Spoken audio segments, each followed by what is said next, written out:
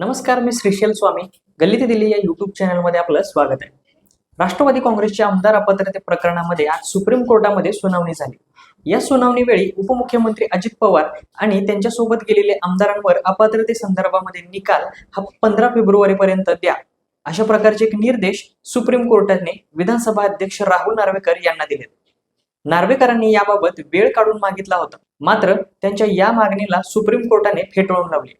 आमदारांवरील अपात्रते संदर्भामध्ये निकाल हा 15 फेब्रुवारी पर्यंत द्या अशा प्रकारचे निर्देश हे सुप्रीम कोर्टाने विधानसभा अध्यक्ष राहुल नार्वेकर यांना दिले आहे. नार्वेकरांनी याबाबत वेळ काढून मागितली होती, मात्र त्यांची ही मागणी यावेळी सुप्रीम कोर्टाने फेटाळून लावली. या संदर्भात अजित पवार आणि त्यांच्या सोबत गेलेल्या आमदारांवरील अपात्रतेची कारवाई करण्याचे निर्देश विधानसभा अध्यक्ष राहुल नार्वेकर यांना द्या अशी मागणी करत शरद पवार गटाचे प्रदेशाध्यक्ष जयंत पाटील यांनी सुप्रीम कोर्टामध्ये याचिका दाखल केली होती. याच याचिकेवरती आज सुनावणी पार पडली. यावेळी विधानसभा अध्यक्ष राहुल नार्वेकर यांना आमदार अपात्रते प्रकरणामध्ये निर्णय घेण्यासाठी 15 फेब्रुवारी पर्यंत सुप्रीम कोर्टाने मुदत दिली. याच याचिकेवरती आज सुनावणी पार पडली. यावेळी विधानसभा अध्यक्ष राहुल नार्वेकर यांना आमदार अपात्रते प्रकरणामध्ये निर्णय देण्यासाठी 15 फेब्रुवारी पर्यंत मुदत सुप्रीम कोर्टाने दिली.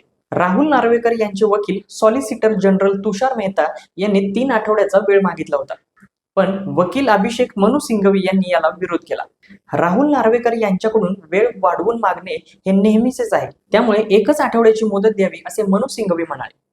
त्यामुळे आता सुप्रीम कोर्टाने राहुल नार्वेकर यांना आमदार अपात्रतेवर 3 ऐवजी 2 आठवड्यांची मुदत दिली.